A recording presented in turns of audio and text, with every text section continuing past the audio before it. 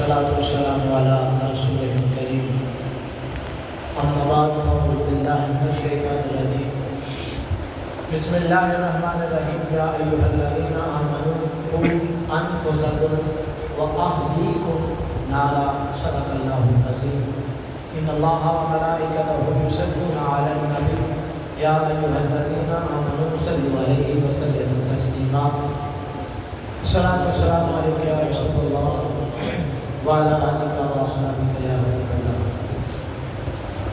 آج ہمارا عنوان ہے حقوق اولاد اور تربیت اولاد۔ کل ہم نے حقوق والدین کے بارے میں سیکھا تھا تو جس طرح اللہ رب العزت نے والدین کے حقوق قرآن میں بیان فرمائے، اسی طرح اللہ رب العزت نے اور نبی کریم علیہ السلام نے اولاد کے حقوق اور ان کی تربیت کے چند جوہر جو والدین پر اولاد کی طرف سے فرض ہیں ان کا بھی ذکر کیا ہے۔ چند فرائض وہ ہیں جن کا تعلق پیدائش سے پہلے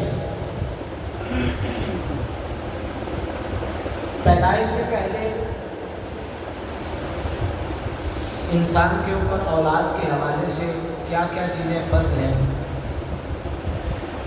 پیدائش سے پہلے نیک اولاد کی دعا مانگنا۔ بندہ مومن کی جو نشانیاں اللہ رب العزت نے بیان فرمائی، اس کے اندر بندہ مومن کی ایک نشانی یہ بیان کی گئی والذین یقولون ربنا ھب لنا من ازواجنا وذرریاتنا قرۃ اعین واجعلنا للمتقین اماما، کہ وہ جب رب کی بارگاہ میں ہاتھ اٹھاتے ہیں تو یوں دعا مانگتے ہیں کہ مالک بیویوں کی طرف سے اور اولاد کی طرف سے ہماری آنکھوں کو ٹھنڈا کر۔ پتہ یہ چلا کہ یہ آنکھوں کی ٹھنڈک ہے، اولاد ہے۔ اگر کسی کے ہاں اولاد نہ ہو تو اس کی ساری زندگی صدمے کے اندر گزر جاتی ہے۔ اولاد جو ہے وہ آنکھوں کی ٹھنڈک ہے۔ وَجَعَلْنَا لِلْمُتَّقِينَ إِمَامًا، یا اللہ انہیں صرف متقین بنا، متقیوں کا امام بنا، یعنی اتنا تقویٰ اور طہارت انہیں نصیب فرما کہ وہ متقیوں کے امام ٹھہرے۔ تو اولاد کی پیدائش سے پہلے رب کی بارگاہ میں بندہ یہ دعا مانگتا رہے کہ اے مالک مجھے نیک اور صالح اولاد عطا فرما۔ اور اگر آپ انبیاء کرام علیہ السلام کی دعاؤں پر غور کریں تو آپ دیکھیں گے جب حضرت زکریا علیہ السلام حضرت مریم کے اس حجرے کے اندر گئے جس کے اندر وہ عبادت کرتی تھی، تو حضرت زکریا کے ہاں اولاد نہیں تھی۔ آپ نے جب وہ بے موسم پھل دیکھے تو آپ نے پوچھا قال ان لک ھذا، یہ پھل کہاں سے ہیں؟ قالت هو من عند اللہ، تو حضرت مریم فرماتی ہیں کہ یہ اللہ کی طرف سے ہے۔ آپ نے دیکھا کہ ان پھلوں کا موسم نہیں، تو آج کا تو دور نہیں تھا کہ وہ فروزن تھے یا فریز کیے جاتے تھے، تازے پھل تھے۔ تو ذالک دعا زکریا ربہ، وہاں کھڑے ہو کر اس مقام خاص پر کھڑے ہو کر حضرت زکریا علیہ السلام نے اولاد کے لیے دعا مانگی کہ جو رب بے موسم پھل دے سکتا ہے وہ بے موسمی اولاد بھی عطا کر سکتا ہے۔ تو وہاں جو الفاظ ہیں ربنا ھب لنا من لدنک ذریۃ طیبۃ، مالک مجھے اولاد عطا فرما، اور صرف اولاد کی دعا نہیں، طیبۃ پاکیزہ اولاد عطا فرما، نیک اولاد عطا فرما۔ انبیاء کرام کی سنت ہے اولاد کے لیے جب ہاتھ اٹھائیں تو ساتھ یہ کہا کریں مالک نیک اولاد عطا فرما۔ تو پیدائش سے پہلے کے جو حقوق ہیں ان میں پہلا حق یہ ہے کہ انسان اللہ کی بارگاہ میں دعا مانگے۔ ہمارے ہاتھ اٹھتے ہیں تو ہم کیا کہتے ہیں؟ گڑیاں دئیس، کاراں بھی دئیس، کوٹھیاں بھی دئیس، بنگلہ بھی دئیس، بڑا شاہی کاروبار بھی دئیس، پاویں ڈاکو ہوئے جس طرح مرضی ہے، نہیں،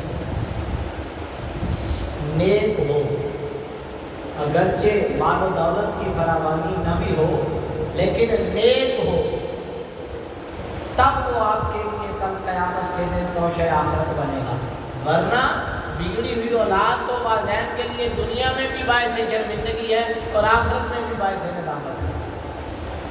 اس کے بعد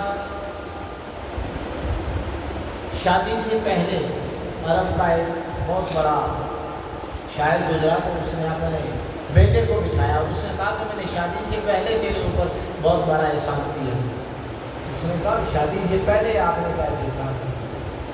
میری پیدائش تو شادی کے بعد ہوئی، آپ نے ابھی شادی بھی نہیں کی، تو پھر میرے اوپر کیسا احسان؟ اس نے کہا کہ مجھے بڑی بڑی خوبصورت عورتوں کے رشتے کا انتخاب تھا میرے پاس، لیکن میں نے تمہارے لیے نیک سیرت ماں کا انتخاب کیا، ظاہری حسن کو قربان کر کے میں نے ایسی عورت سے شادی کی کہ جو نیک سیرت ہو۔ نیک سیرت عورت کا انتخاب بھی شادی سے پہلے بہت ضروری ہے، ورنہ ڈسکو ڈانسر مالدار نہ آ جائے تو بچے بھی جو ہے وہ ایسے ہی پیدا ہوتے ہیں۔ آج کل یہ نہیں دیکھا جاتا، شادی کے وقت دیکھا جاتا ہے عورت کی خوبصورتی اور سسرال والوں کا مال، کہ ان کے پاس مال و دولت کی طرح باقاعدہ ٹیمیں فیملی کی جاتی ہیں، وفد جاتے ہیں یہ دیکھنے کے لیے۔ وہ یہ دیکھنے کے لیے نہیں جاتے کہ ان کا خاندان نیک سیرت کی طرح ہے، مذہبی کی طرح ہے، نہیں، وہ یہ دیکھنے جاتے ہیں کہ ان کے گھر میں کیا کیا ہے، کاروبار کیا کرتا ہے۔ پہلا سوال ہی والدین کا یہ ہوتا ہے بچہ کیا کرے، یہ نہیں پوچھا جاتا کہ بچے کے اخلاق کیسے ہیں، بچے کا کردار کیسا ہے۔ بعد میں وہ بھلے شرابی نکل آئے، بعد میں وہ اس کے بعد اخلاقی نکل آئے، تو ساری زندگی تباہ ہو جاتی ہے۔ کبھی بھی والدین رشتہ لینے کے لیے جاتے ہیں تو یہ نہیں پوچھتے کہ بچے کے اخلاق کیسے ہیں، بچے کا کردار کیسا ہے، مال اور دولت کے بارے میں۔ پھر اس کے بعد پیدائش سے پہلے پیٹ کے اندر جب بچہ ہو اس کی حفاظت، اللہ رب العزت نے جو اس کے پروسیس ذکر کیے ہیں 18ویں سپارے کے اندر، فخلقنا المضغۃ عظاما فکسونا العظام لحما، کس طرح اللہ رب العزت لوتھڑے کو، خون کے لوتھڑے کو ایک گوشت کا ٹکڑا بناتا ہے، پھر ایک گوشت کے ٹکڑے کو کس طرح اللہ رب العزت اس کو ہڈیاں لگاتا ہے اور کس طرح اس کی پرورش ہوتی ہے۔ تو پیٹ کے اندر بچے کی حفاظت 120 دن کا پروسیس مکمل ہوتا ہے احادیث مبارکہ کے مطابق۔ ایک بچے کی وہ شیب بنتی ہے اور 120 دن کے بعد اس کے اندر روح پھونک دی جاتی ہے۔ تقریباً 4 ماہ بنتے ہیں، 4 مہینوں کے بعد اس کے اندر روح پھونک دی جاتی ہے اور پھر گروتھ شروع ہوتی ہے۔ اس سے پہلے وہ اپنے ابتدائی مراحل کے اندر ہوتا ہے۔ ہمارے یہاں رواج یہ ہے کہ آج کل یورپ اور مغرب کی تقلید کے اندر لوگ کیا کرتے ہیں، اجے زندگی انجوائے کرنی ہے، اجے بچہ نہیں پیدا کرنا، تو ڈاکٹر صاحب کو گولیاں شولیاں دے دیں تاکہ یہ بیچارہ دوبارہ یہ رک جائے۔ بعد میں ہو سکتا ہے کہ وہ بیماریوں کا شکار ہو جائے وہ دوائیاں کھانے کے بعد۔ اللہ رب العزت نے منع فرمایا لا تقتلوا اولادکم خشیۃ املاق، اگر غربت کی وجہ سے کوئی ایسا کر رہا ہے اس کو بھی منع کیا، اور اگر کوئی اس وجہ سے کر رہا ہے کہ وہ زندگی انجوائے کرے، شادی کا بنیادی مقصد حصول اولاد ہے، اس لیے انتہائی قوی قسم کا یہ فعل ہے کہ پیٹ کے اندر اولاد کو ضائع کر دینا، اس کو قتل کہا گیا ہے۔ اس لیے کوشش کریں کہ ان چیزوں سے بچیں۔ اور اس کے بعد ماں کے پیٹ کے اندر اسے زندہ رہنے دینا۔ بعض لوگ کیا کرتے ہیں، میڈیسن لے لیتے ہیں تاکہ یہ پیٹ کے اندر مار جائے، پیدا ہو تو مرا ہوا پیدا ہو، جان ہی چھوٹ جائے، بدنامی سے بھی بچ جائیں گے کہ ہوا تھا۔ اگر تو نیچرلی طور پر اللہ کی طرف سے ایسا تھا کہ وہ فوت شدہ پیدا ہوا، اس میں تو کسی کا قصور نہیں، لیکن اگر آپ نے جان بوجھ کر ایسا کیا ہے تو بلا مجرم ہے۔ تو یہ جو 4 باتیں تھیں، یہ پیدائش سے پہلے اولاد کا حق ہے جو والدین کے اوپر فرض ہے۔ پیدائش کے بعد نبی کریم علیہ السلام آپ جب مدینہ طیبہ گئے تو سب سے پہلے حضرت عبداللہ بن زبیر کی پیدائش ہوئی، تو ان کے اہل خانہ ان کو لپیٹ کر حضور کی بارگاہ میں تشریف لے آئے۔ تو نبی کریم علیہ السلام نے جو کام کیے وہ کام ہمارے لیے سنت ہے۔ نبی کریم علیہ السلام نے سب سے پہلے ان کے کان میں آذان دی۔ بچے کی پیدائش کے بعد بچے کے کان میں آذان دینا یہ ہمارے آقا صلی اللہ علیہ وسلم کی سنت ہے کہ اسے آتے ساتھ پہلی آواز یہ سنائی جائے کہ اللہ اکبر اللہ اکبر۔ یہ بچے کی پیدائش کے بعد کے فرائض ہیں۔ اس کے بعد تحنیک، جسے آپ پنجابی کے اندر غالباً گڑتی بھی کہتے ہیں، آپ نے کھجور کا ٹکڑا چبا کر نرم کر کے اس کے منہ کے اندر ڈالا۔ کسی نیک اور صالح انسان کو گھر کے اندر موجود ہو گیا جہاں سے آپ کو میسر آ جائے، وہ اس کو شہد کے ساتھ یا کسی بھی میٹھی چیز کے ساتھ جو ہے وہ تحنیک کرے، گڑتی جس کو آپ کہتے ہیں، یا جو الفاظ استعمال ہوتے ہیں وہ کریں۔ یہ بھی میرے آقا صلی اللہ علیہ وسلم آپ کی سنت مبارکہ ہے۔ اس کے بعد 7ویں دن حضرات حسنین کریمین ان کی پیدائش ہوئی تو حضرت سیدہ فاطمہ سلام اللہ علیہا کو آپ نے ارشاد فرمایا کہ 7ویں دن ان کا ختنہ بھی کروانا ہے اور ان کے سر کے بال بھی منڈوانے ہیں جو پیدائش سے پہلے کے بال انسان کے سر کے اوپر ہوتے ہیں۔ اور اگر استطاعت و توفیق ہو، آپ علیہ السلام نے وہ بال منڈوائے اور ترازو کے ایک طرف بال رکھے اور دوسری طرف چاندی رکھی اور ان بچوں کا صدقہ حضور علیہ السلام نے عطا کیا اور صحابہ کو بھی تعلیم فرمایا۔ کتنی ہوتی ہوگی، یہ تو 500,000 روپے کی چاندی بن جاتی ہوگی، بالوں کا کیا وزن ہوتا ہے، لیکن اس سے اللہ رب العزت بچے کے سر سے کتنی بلائیں ٹال دیتا ہے اس کا ہمیں اندازہ نہیں ہے۔ تو اگر استطاعت اور توفیق ہو تو کوشش کریں 7ویں دن جب بال منڈواتے ہیں تو وہ بال جو ہیں ان کو ایک پلڑے میں رکھیں اور اس کے برابر چاندی جو ہے وہ صدقہ کریں۔ آج کل کے دور میں تو 1 تولہ بھی نہیں بنتی ہوگی، 1 تولہ میرے خیال میں 1200-1300 روپے کا تولہ ہے۔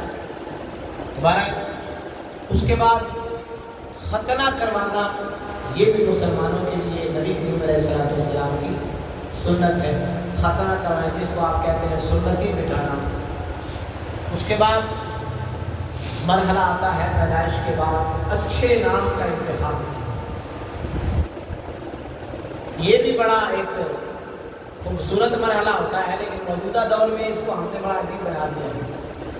وہ چند سائنسدان اکٹھے ہو جاتے ہیں، فیملی کے بچیاں بچے، اور ایک لسٹ لے آتے ہیں۔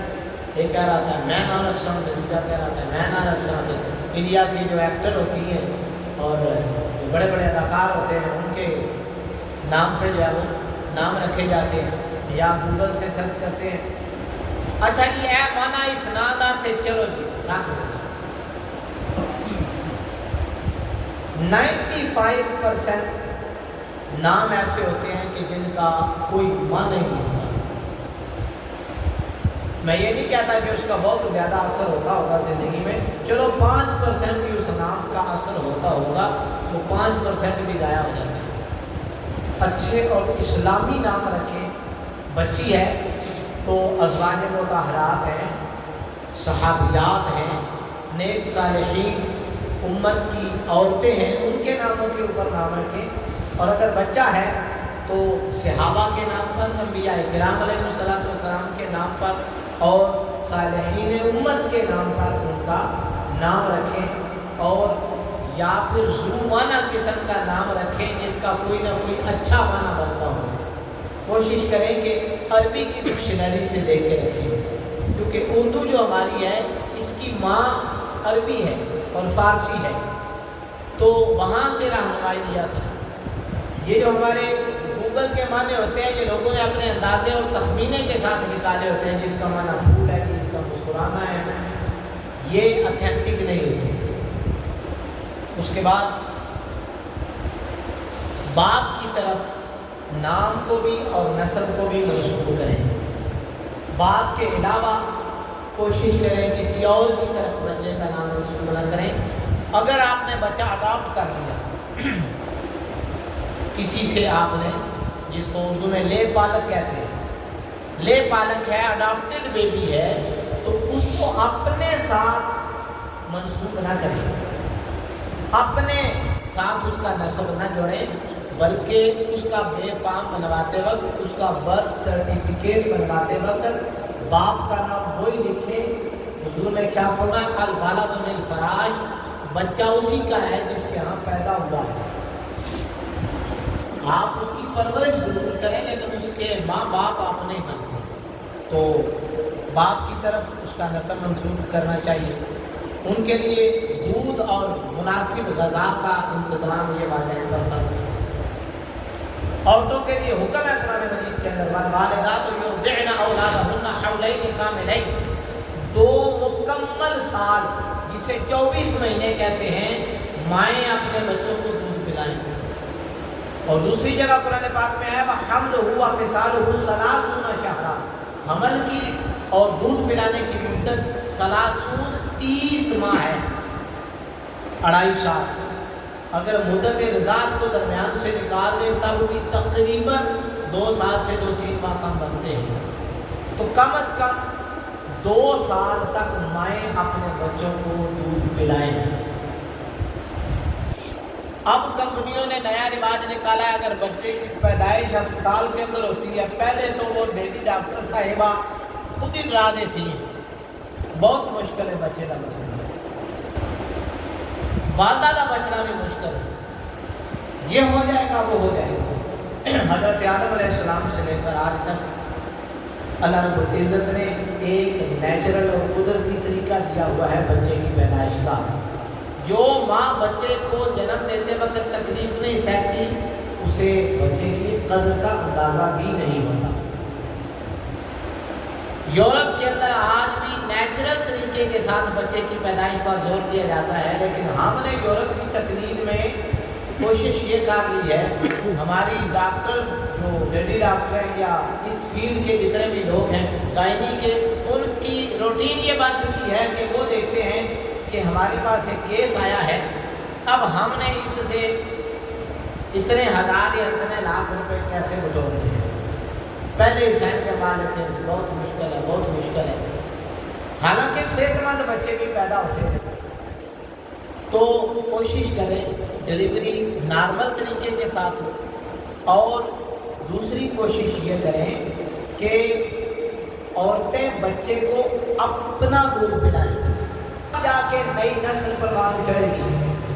ہماری نئی نسل کی تباہی کی وجہ یہ ہے، باپ اچھا نمازی نہیں اور توقع کرتا ہے کہ بیٹا مفتی اعظم بنے گا، نہیں ہو سکتا ایسا۔ آپ کو اپنے گھر سے شروع کرنا پڑے گا۔ 10 سال کی عمر تک بچہ سب سے زیادہ جس شخصیت کو فالو کرتا ہے وہ اس کا باپ ہوتا ہے۔ 10 سال کی عمر تک بچی سب سے زیادہ جس عورت کو دیکھتی اور فالو کرتی ہے وہ اس کی ماں ہوتی ہے۔ اتنی عمر کے بچے کو ہم کوشش کرتے ہیں اکیلے باہر نہیں جانے دیتے، 24 گھنٹے وہ ماں باپ کے پروں کے اندر ہوتا ہے۔ اگر اس وقت آپ اس کی اس نزاکت کو سمجھیں، یہ جو حضور نے ارشاد فرمایا نا کہ 7 سال کی عمر میں اسے کہنا شروع کرو، 10 سال کی عمر میں پھر سختی کرو، یہ جو 10 سال کا عمر کا حصہ ہے نا، یہ اکثر والدین ضائع کرتے ہیں، اور جب ضائع ہو جاتا ہے 11ویں سال میں انہیں شوق آتا ہے کہ اب جو ہے وہاں یہ کریں، اب وقت گزر چکا ہے۔ 10 سال کی کم سے کم عمر کے بچے، والد ان کو ٹائم دیں، ان کو سکھائیں، وہ آپ جیسا بننا چاہتے ہیں۔ اس کے بعد تو اس کے پاس بہت سارے آپشن ہیں، وہ باہر نکلے گا، اس کو اس کے دوست مل جائیں گے، اس کو بہت سارے ملنے والے مل جائیں گے، پھر وہ اسکول میں چلا جائے گا، سینکڑوں ہزاروں دنیا اس کو مل جائے گی، پھر وہ جس کو چاہے گا اسے اڈاپٹ کرے گا۔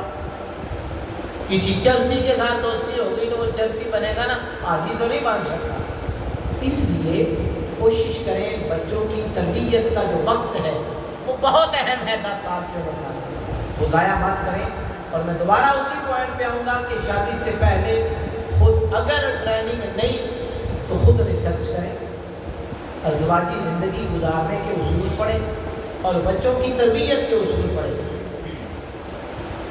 ہمیں ٹریننگ کے دوران ایک ٹیچر تھے، انہوں نے سکھایا، بات اس سے ہی ریلیونٹ ہے لیکن اسی ٹاپک کے متعلقہ ہے، کہ کس طرح لمبا فرش تھا تو ایک موٹی ٹیپ جو ہے وہ انہوں نے اس کے اوپر لگائی، اس کے اوپر انہوں نے ہمیں چلنے کے لیے کہا اور سر کے اوپر کوئی چیز رکھی کہ یہ گرنی بھی نہیں چاہیے اور آپ نے اس کے اوپر چلنا ہے۔ ہم نے کہا پتہ نہیں کیا سکھانے لگے، تو ہم سب جتنے بھی ٹریننگ میں تھے، فیمیل بھی تھی، میل بھی تھے، ہم تو وہ سارے گزرے۔ تو اس گزرنے کے بعد اس نے ہمیں یہ بتایا کہ بچے کو چلنے کا طریقہ سکھانے کا یہ طریقہ ہے۔ ہم بچے کو سیدھی چال تک نہیں سکھاتے، اوپر بھی ایسے چل رہا ہے، باہر جب وہ مارکیٹ میں آتا ہے تو عجیب و غریب قسم کی چال ہوتی ہے، بچے کو چلنا سکھائیں، بچے کو بات کرنے کا طریقہ گھر سے سکھائیں، تمیز گھر سے سکھائیں۔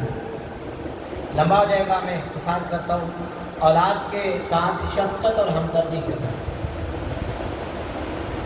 کبھی بگڑ بھی جاتی ہے تو آپ بڑے ہیں، مٹانے کی کوشش کریں، شفقت کریں، ہمدردی کریں، پیار کریں۔ سب سے بہترین دوست ساتھ شفقت نہیں کریں گے، ہمدردی نہیں کریں گے، احساس نہیں کریں گے، اس کو کھلنے دیں۔ سوال جو ہے وہ علم کا خزانہ ہے، وہ اسے نالج دے رہے ہیں، تو ہم کیا کرتے ہیں، تنگ پڑھ کے باعث سے کہنا پڑھتا ہو۔ ہمیں اپنے اس گیم کے ساتھ غرض ہے، بچے کے ساتھ غرض نہیں ہے۔ کبھی بچے کو بٹھا کر آپ نے تربیت کی جو نہیں، اور پھر اس کی وجہ وہی آپ خود جو ٹرین نہیں تو پھر بچے کی تربیت کیسے ہوگی؟ اس کے بعد دستور کے مطابق ان پر خرچ کریں۔ ہم کوشش کرتے ہیں کم سے کم خرچ کریں۔